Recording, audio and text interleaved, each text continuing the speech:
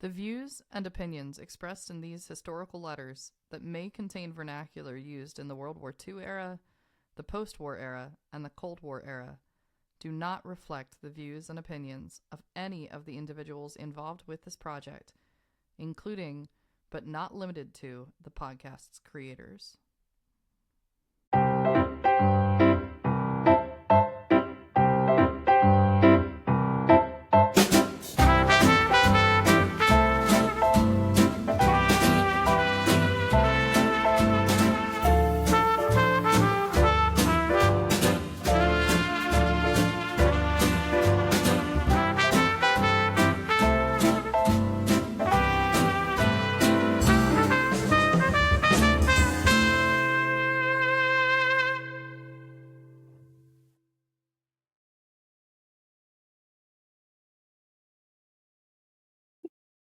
Morning, Jamie.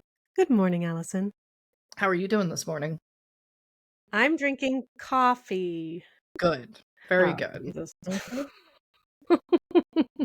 This might continue on for a while. Yeah. Yeah, she said. So I drank tea one time, and Allison has inspired. She's like, I am never gonna let Jamie live that down.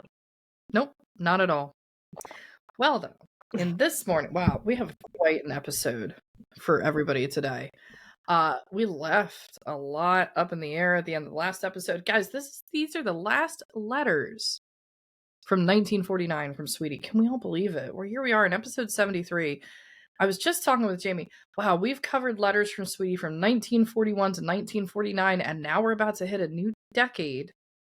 We'll talk about the episode next week at the end of this episode. We're not going to leave 1949 just yet, but today we're going to leave Sweetie in 1949. We're going to catch up with her in 1950 the next time that we hear from her after today's episode. So that's really significant. Here we are in December. A few episodes ago, we actually covered what was going on in the world. There's a lot going on in the world in 1949. UN, NATO really coming in, right before Korea, the People's Republic of China being formed, Chairman Mao being made the chairman of the People's Republic of China. Lots going on in world events. Sweetie's not talking about any of it, but she will be talking about some world events coming up in some future episodes. So some things to keep in mind as we're heading to the absolute end of that year in the history books. Hey, everybody. If you're enjoying the Love Sweetie podcast, please like and share and subscribe to our YouTube channel. Please go ahead, click that button. I'll pause here and point on my screen for our audio listeners. Click the button. And then on our audio channels, if you want to follow, subscribe, whatever it is on the platform you're listening to, we appreciate all of that. And of course, leave us a review if you have the time or the inclination to do so. If you want to go ahead and check out our website, check it out at www.lovesweetiepodcast.com for a ton of awesome photos and other information about the podcast. Yes, and now I know that so much has happened in the world, but we are a little bit more concerned about what's happening closer to home, closer with Sweetie. In our last episode, we learned that Laura was having a major medical problem. Well, we don't know if it's a major medical problem. All we know is that there was an incident, and Sweetie has no way of knowing. She got a bunch of letters from Jean, but that's how we ended episode 72. So here in episode 73, our first letter, we're going to get a little bit more insight into what's going on with Laura. December 11th, 1949. Dear Jean, I haven't had a chance to catch a mail since I saw you, but had nothing to tell you until last night. I'm decidedly better now, and will give more details later. The roads were okay. We were home before 9 p.m., and the phone rang before we had the fire going. Went out to see about a woman with a sore throat. Found a very bad case of... Had to come back for instruments, etc., to give her an anesthetic and leave it. We got ready for bed with egg on toast at 2 a.m. We're glad we came on home. Had a fine rain, but no snow, and very little ice here. Hope to see you one evening this week. Right, Sweetie. I'm all better now. Love, Mama. Okay. This kind of reminds me of my own mother, who's like, I'm fine. Don't be worried about me. It's everything. So from this, it seems to me that there was a point that they must have gone probably to the hospital. Right. She's fine now. And Mm-hmm. then they came home and then took a call. Yeah. Back to business. Okay. See, this woman, Yeah. I wish I had half the gumption that she does. Ugh, she's tough. Yeah. Yeah, she's a Mm-hmm. tough girl. But she Mm-hmm. said to Jean, this was to Jean. She said, Mm-hmm. right, sweetie, let her know what's going on. Yeah. Yeah. Before Sweetie hops on a train in a panic and comes out to Iowa in the middle of the winter. So, Allison, is this all we learned from this? This is all we learn from this. At least we get the confirmation that, per Laura, she's okay. How much is she saying, not saying? Sounds like whenever, I would think that probably Jean's going to head to her parents for the holidays. They're probably going to have some conversations in person about what it is. Nurse to nurse, you know, they're both in the medical profession. Jean probably trying to get some information from her dad about what happened. Whatever Chester is going to say about the whole thing, him being a doctor, going into a whole big medical conversation. But Laura's very, very close-lipped. She's very short on words. She says what she needs to say, and that's it. We've talked about how she's so direct. And so it's never quite clear that we're going to get full information. But if she says she's fine, then I guess she's fine for now. I guess so. Yep. So that was our first piece of correspondence, because we have 5 today. Mm-hmm. And so the second one is from Sweetie, and this is going to Jean. Oh, yeah.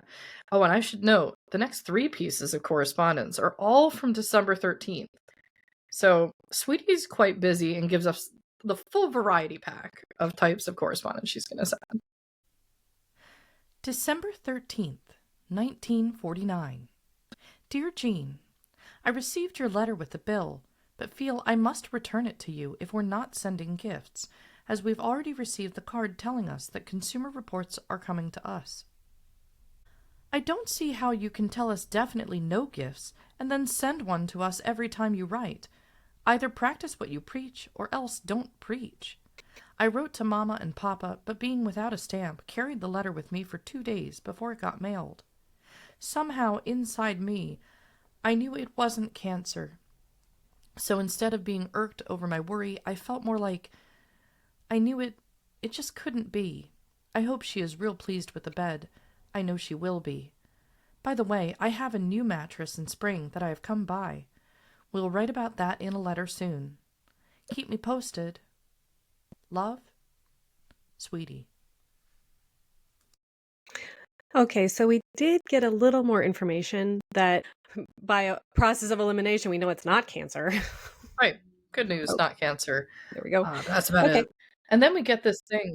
Oh, I love that she's just carrying letters around with her now. She needs the stamp. So, which is kind of weird because I would think that Sweetie has an overabundance of stamps around her at all times. They collect them. Well, she can't use any of the collectible ones, of course. But she seems the type to have all the supplies at home. And for her to have to carry a letter around, but she does allude to something that we are going to get the answer on. She all of a sudden, I guess Laura got a new bed or something. She starts talking about a mattress that she gets. And if you're wondering about like the story about a mattress, which at the Love Sweetie podcast, we will tell you stories about people getting new mattresses because that's the type of content that sometimes comes up here. But believe me when I tell you, if you think that this is just going to be a mundane story about purchasing a mattress, you're in for a treat. County Line Road, Hatboro, Pennsylvania, December 13th, 1949. Dear Mama, Papa, Lizzie's, Frank's, Jean, Florence. I wrote the folks, found I had no stamp, carried it around with me for 2 days before I could get it stamped and in the mail. I've tried to make it a point to buy a good supply of stamps like Papa does, so that such things won't happen when I'm stuck out here without a car and a post office nearby. But I slipped. Uppermost in my mind is the constant thankfulness and relief to hear that Mama is all right. And while I was pretty worried and scared, I felt as Bill did all the time Daddy was sick. I might as well prepare myself for the worst, but somehow I just knew it couldn't be so very bad. I just knew it, and instead of feeling so terrible, I just knew. that's all. Hope you are all right now, but do keep in close touch with me, won't you? And right now, while I think of it, the name is Mrs. Carl Rieselman, phone number Hatboro 97J2. That is pronounced as though it were Carl Reese, man. Everybody write this down in their address books, so each of you have it in case you should ever want it in a hurry. I see the mistake in grammar above. Jean wrote me that the procedure this year was for no gifts for anyone. Heretofore we've tried to send something to the nieces and nephews, whether the adults get anything or not. I understand that even gifts to the children are being omitted. I am forced to endorse this plan, and under our circumstances rather heartily, as we just cannot put out much this year for our own Lewis, and even Lew and I are not buying anything for each other. I think, though, that if I can squeeze it out somewhere, I'll try to get him a peacoat. They ran a special on cleaning uniforms and peacoats. We got his out to get it cleaned, and it was so ragged he said he just didn't have the courage to take it in to be cleaned, and then claim it after it was done. As a result, he is going coatless and shivering in the cold, and I hate that terribly, so does he, but he can't admit it, or won't, because he hates it as much as I do.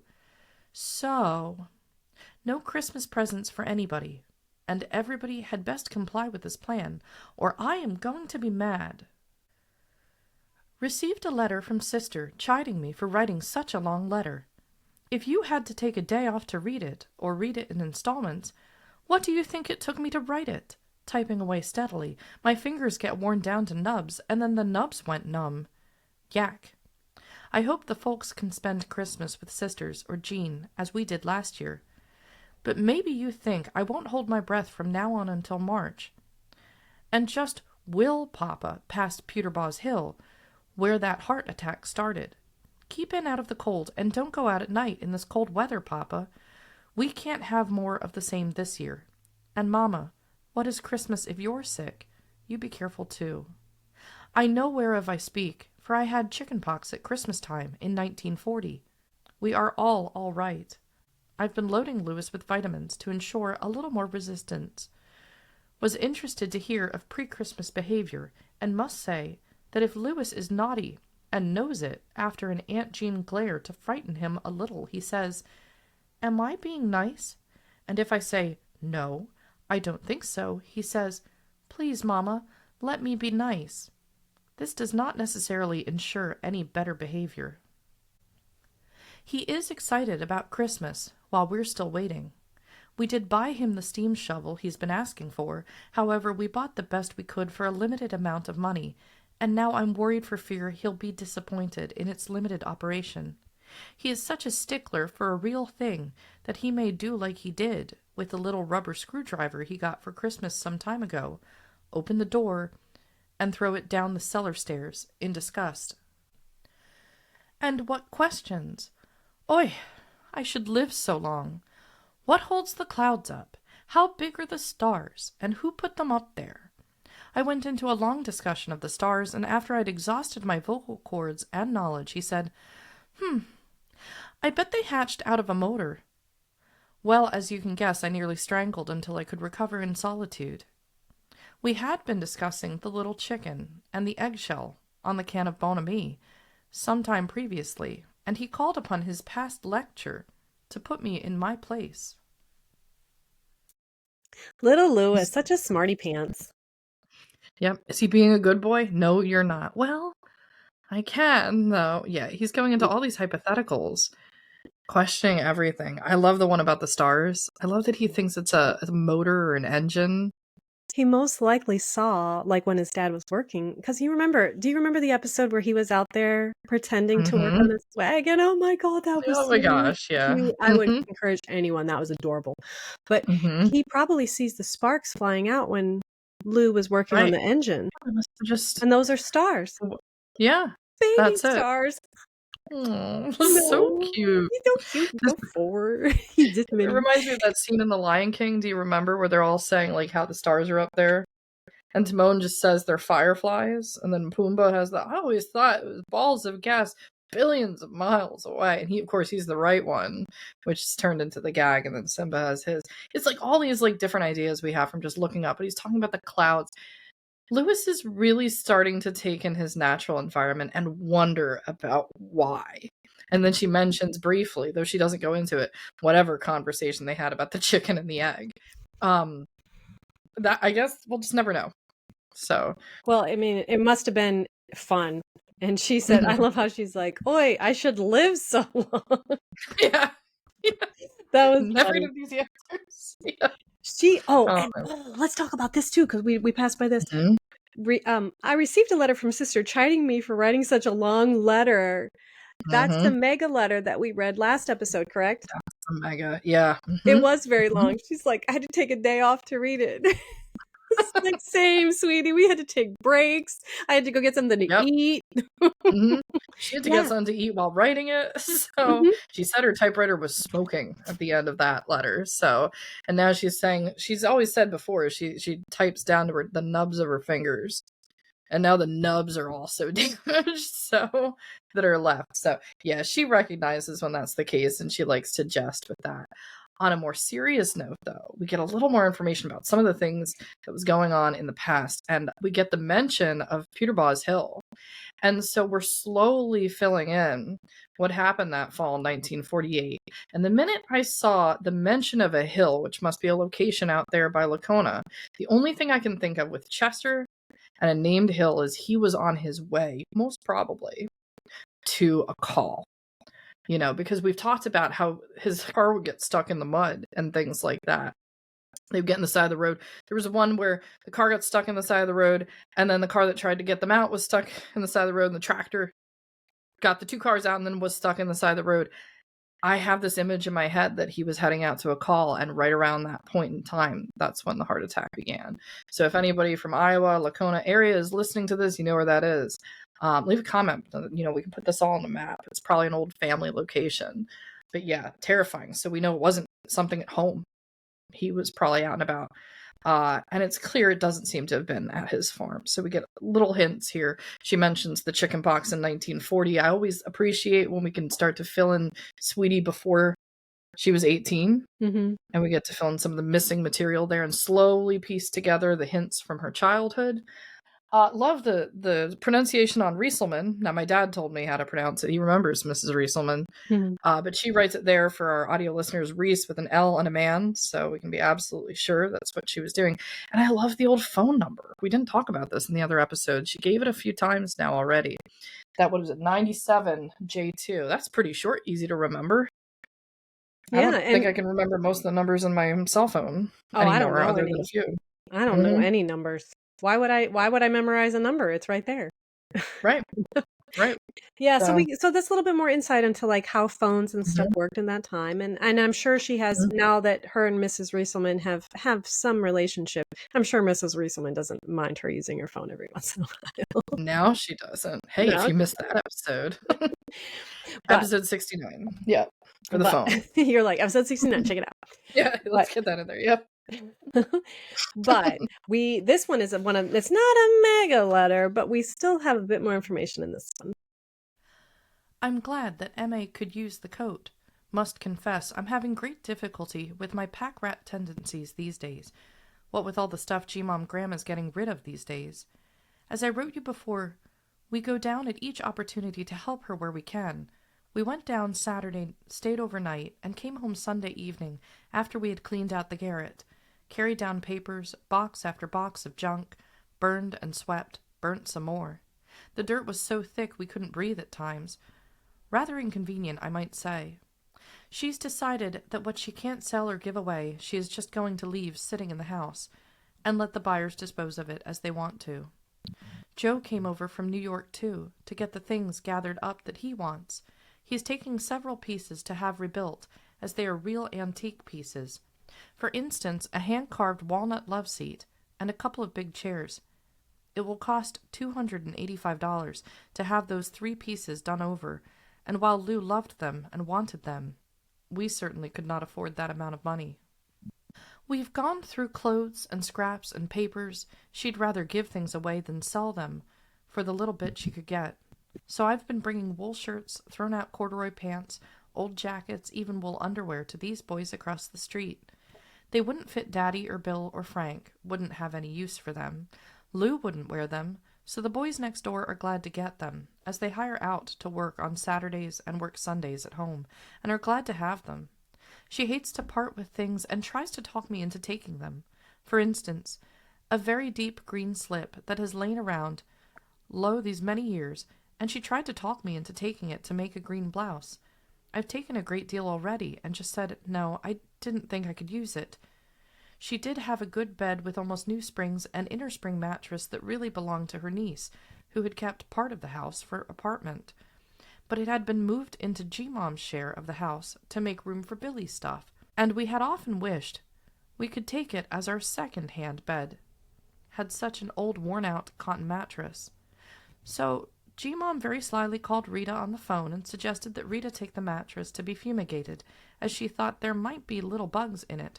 Rita, in horror, said, "Oh, Aunt Sid, take it out and burn the thing, throw it away." And G-Mom did, but we threw it on a little truck and had it sent to County Line Road. We took the bedstead, too, took it upstairs, switched springs and mattresses, and now we have a brand new bed, and as comfortable as a cloud, and a spare bed besides in the attic. Yak yak! Her methods might be frowned upon, but she had our best interest at heart, and I'm grateful.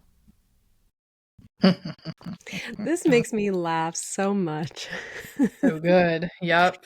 So Sidney employed a little trickery. Can you imagine? And she probably was so sincere.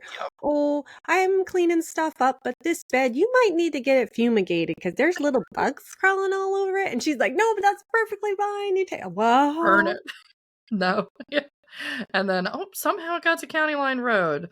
Yes. Yeah, this is just great. And because, and I said before, I was like, Sweetie should really be happy that Sid's on her side. Because I would not want to tangle with this woman. And this reminds us too that Sweetie and Lew's house does have an upstairs. Yeah, it has that. They do have an upstairs. It's unfinished, but they do have an upstairs they seem to be utilizing. And we did talk about Sidney. Now, this is Lew's mother for new listeners. Sidney sold her house. Right. Her husband had passed away, so she's now having to get her house cleaned out. And this brings into something, too, that we hadn't known before. Apparently, part of the house was an apartment that other family was staying in as well. That's how big that house was. Yeah. Huge house. Yeah, it really brings into perspective going back to all of that content at Collingdale and wondering how long was this niece living there? Because it's just like we had at the train station where all of a sudden like there's a hidden character that just appears out of nowhere. It's like, wait, there was someone else there. So it's probably like a divided, sectioned off area. Rita seems to be the niece being mentioned here. I don't know who Billy is off the top of my head. But yeah, so one of Lew's cousins is living at Collingdale as well. We never hear about her, so it just goes to say it's most likely they just didn't really have a big relationship with the cousin, and it was just separate families with like a divider. That was a huge house at Collingdale. But in the earlier part in September, when Sweetie was moving in, she said that G-Mom Graham had about 3 months to get out. So it makes sense, it tracks that in December, all right, we got to get all the stuff out. And then Joe is saving some of the furniture. I would like to know where some of this furniture wound up because he's going to spend a lot trying to restore some of the antiques that the Grahams had. And we know they had some decent antiques in there. Samuel Graham, before he passed, he worked at Bailey Banks and Biddle. He was doing well in Philadelphia at a jewelry company. They liked antiques. Lew likes antiques. Unfortunately, they're not in a position right now to save a lot more out of Collingdale. But yeah, the mattress part, it's so good. It's so good.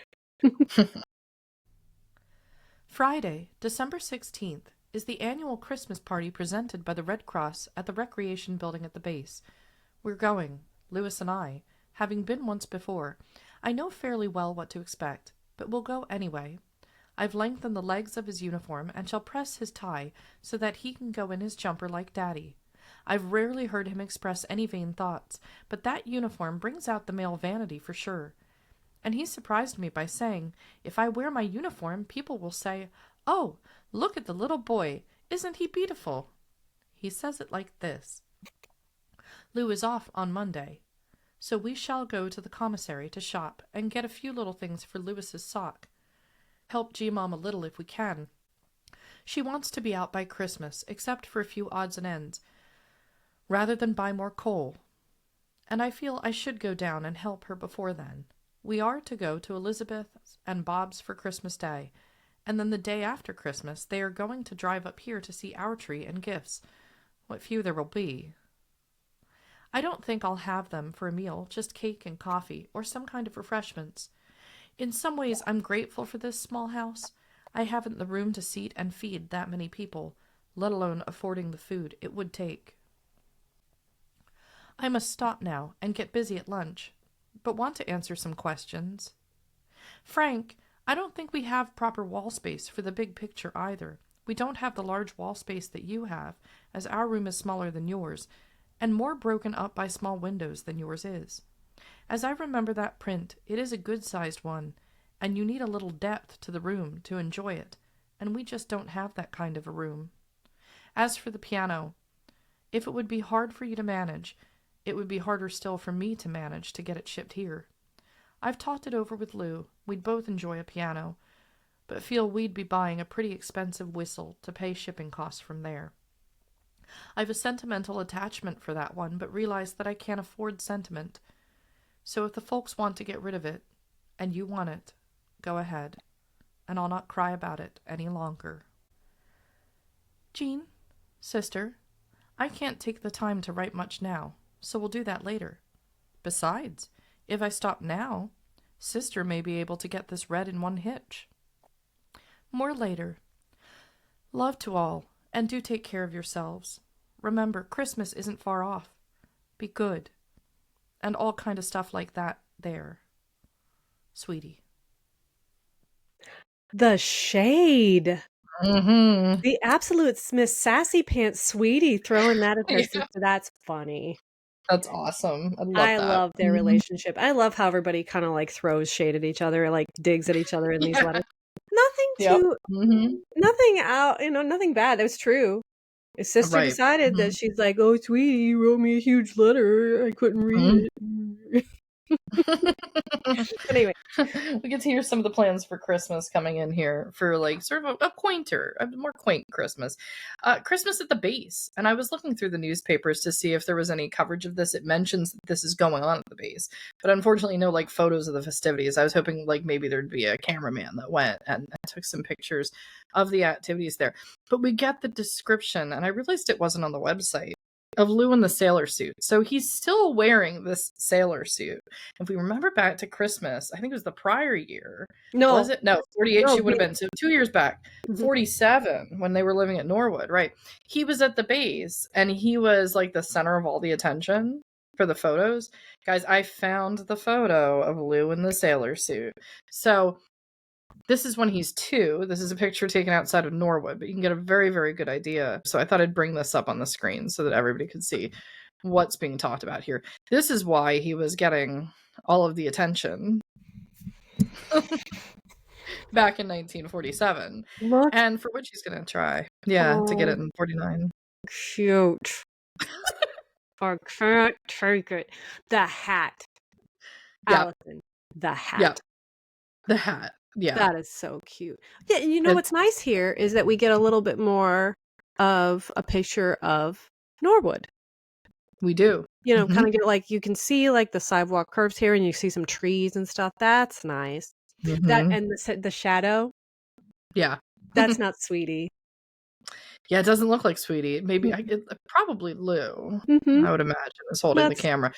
Yeah, probably that $1.75 Brownie camera I think she mentioned in the previous episode that he broke. Lew fixed the camera. But yeah, at least we get to see this. He loved that sailor suit. He remembers that sailor suit to this day. Well, of course, you showed up in the sailor suit, showed up at the base, and then got fawned over, and people are taking pictures, and you're the center of attention. You're going to remember that. So, but that's really, really great. This is adorable. Another thing that we learned is about the piano. Because we kind of went through her on that journey where she's like, no, the piano was mine, and she was kind of sore about it, and then she worked through it, and we learned now that even though this must have been a piano that she played on, a piano that she loved, a piano that she was used to, and she's now finally come to terms. She went through all the stages of grief and has reached acceptance. That's right. Yeah.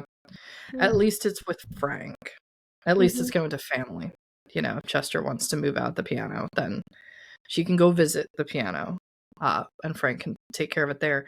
Oh, by the way, I have one more photo I wanted to share with everybody before we leave 1949 here. Now, I found this photo. It's another picture from Norwood while we're on the subject of pictures from Norwood. But we've been talking a lot. This wasn't just covered in this letter.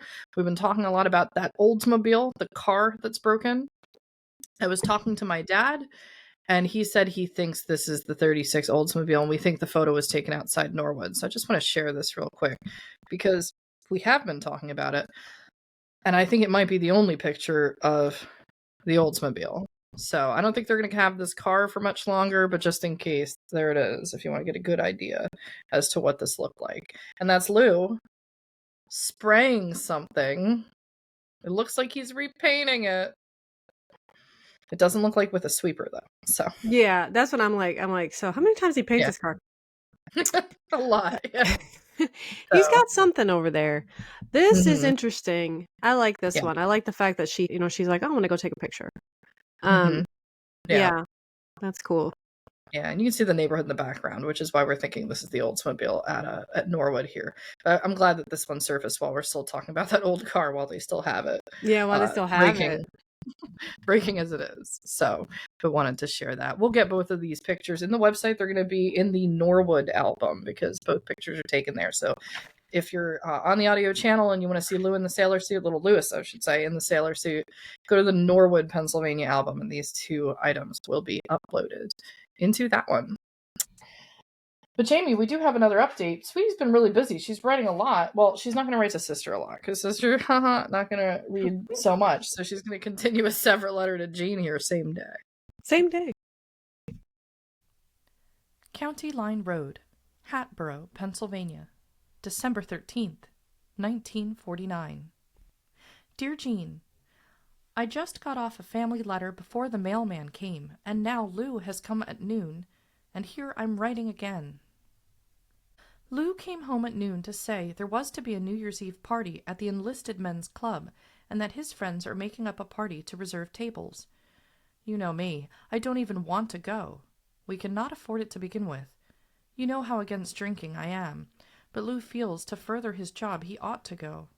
We had a discussion this noon, and he's quite thoroughly sore at me, and I'm not sure right now whether we will or will not go. Still comes the question of what will I wear? I have nothing, and hoped you might send me some of your finery to tide me through. I don't believe I can wear many of the things I gave you, as they are too small across the shoulders. How about the sheer black net of yours with the flared skirt? Oh shit, all I've got are my brown alligator shoes, and I can't wear them with black. You wouldn't have anything brown, would you? I have plenty of tailored things, really more than I can use to good advantage, but nothing for a party. This is to be a buffet, dances, and entertainment, and I don't see why I can't go and have a good time like you do. I'm not so sure Lew really wants to go. I believe he's sincere in feeling so out of place and excluded. But I think part of it is just being bossy. I hate to go and feel dowdy. My hair is awful, my hands and fingernails are terrible after helping Mom at cleaning. I don't know any of them, and I've lost any desire to go out, and I'm so ill at ease. Oh well, if I go like this, I'll certainly be excluded from now on too. Look around. If you've anything brown or gay or partyish that will fit me and go with my brown shoes, and don't mind mailing it to me, I'll take good care of it and send it back as soon as I can. Love, Sweetie. P.S. Any tips from Hiram will be appreciated. And my girdle, my God, I'll have to do something about that quick. I need just the same size. Anything larger won't do at all. Maybe you'd better just buy me one and I'll pay you for it and then try to write the manufacturer. I need it badly, the sooner the better. I'll mail you the cost as quick as I can. So, when I read this, I kind of broke down the situation in my head of like how things went. Yeah. And I think that both of them feel a little ashamed of the fact that they don't have money. And part of the reason that Sweetie doesn't want to go is because she doesn't have anything nice to wear. And part of the reason she doesn't have anything nice to wear is because she doesn't have the capability to just go out and buy something. And Lew is taking all of that onto himself. And so my guess is that he does want to go because he wants to further his career. And if you remember, they used to go out quite a bit. I was thinking the same thing. If we go back to especially the letters from Atumwa, they're going downtown, they're going to the theater. You know, there's a lot of like dances and things going on in the base. They were in their element with this. She has completely done a 180-degree turn on all of it. It was in the Merchant Marine letters where Lew said he'd be happy to just live in a cave for the rest of his life. He doesn't need to be around other people. Sweetie is, she enjoys Mrs. Rieselman being the neighbor, but she's like, basically, we're good. We could just stay here. But there's something to be said about networking. You have to get out and you got to go and work with other people every now and then. But yeah, she's just, they're not in a state in this particular moment in time where they feel that their appearance is going to help them with that networking that they want to do. You know, they just kind of want to stay home, have a quiet Christmas. He's taking tests for something. He's clearly trying to get into some sort of elevated position at the base at Willow Grove. And his friends are there like, hey, Lew, you got to come out with us. Bring your wife, you know, let's have a nice time. There's New Year's Eve party. No, she doesn't want anything to do with it. And he had to kind of put his foot down. So it remains to be seen if they're actually going to go to this party. You remember too, in the last episode, she was talking about, she's like, it's cold. I'm happy to just sit at home with my knitting. And I totally get that. This is the time of year. She doesn't drink on New Year's Eve. Neither does Lew. New Year's Eve is a drinking holiday. It's where everybody's going to get, you know, everybody's going to drink, everybody's going to party. And she actually, I think it was in Norwood, they didn't go out for New Year's. He had to work. She babysat. She's not a partier. She'll go dancing. I think they'll go to things and stuff like that. But so, and it's odd to me too, because Elizabeth is a socialite and she enjoys things, and she never even thought of Elizabeth. Elizabeth is like literally right there, and Jean is across the country, and she is like invoking Jean's help instead of Dit, you know? And I'm like, well, maybe she wouldn't have anything to fit, but honestly, I'm sure she had something. She probably had tons of things. I get the sense that if Sweetie went to Dit and was just like, so I have to go to this party, Dit would be like, oh my gosh, I love parties. And she would have had everything. She would have been like, oh my God, okay, we're going to pick out things. We're going to do this. And here's my jewelry. And you wear this, and I'll paint your hair up for you. Like, I think she could have really had a different relationship with Dit, but Dit was also a different person. She had a different kind of life. So, and I'm not sure what happened there, but this letter is, you can tell she's upset. Her and Lew probably got into it. She said he was terribly sore. He didn't want to go. She doesn't want to go, but he wants her to go, and she understands why. Isn't that such a funny, conflicting thing to go through? And what did she do? She ran to Jean. That's a constant. That's the one consistent thing from when she's born in 1922 to when she passes in 2009. Like, she's going to run to Jean, and Jean is going to be there for the entirety of that time. That is the one constant we can be certain of. It's talked about in the in episode 0. You know, we don't give spoilers for anything else, but the one thing we know is just these two, thick as fleas. And yeah, I really hadn't even thought that she could have just asked Elizabeth for some advice. This is Elizabeth's total scene. And Jean's in the Midwest, like Elizabeth's down the road, a little further than down the road, but still in the immediate vicinity, and just nothing. Yeah, that's interesting. So, but too, what happened is she accepted it, and she started right away. She's like, my husband wants me to go. I'm going to figure out how I can make this work. Yeah. Oh, we should mention one other thing due to the content in this episode. Speaking of Elizabeth, did you notice that when Sweetie's talking about cleaning out Collingdale and working with Sidney and helping Sidney get all the hard work done, Joe's coming down to get some pieces of furniture that he wants to get. You know, it seems the niece there is looking into some stuff, even though she didn't get to keep the mattress. Sweetie's there cleaning. She says the dirt is unbelievable. There's not a single mention that Elizabeth is there at all helping with the sale of Collingdale. Not a single mention of Dit. And this is something that's kind of going to echo much, much later down the line. But it's this idea of just Elizabeth and certain responsibilities with her own mother. She's the only daughter that Sidney has.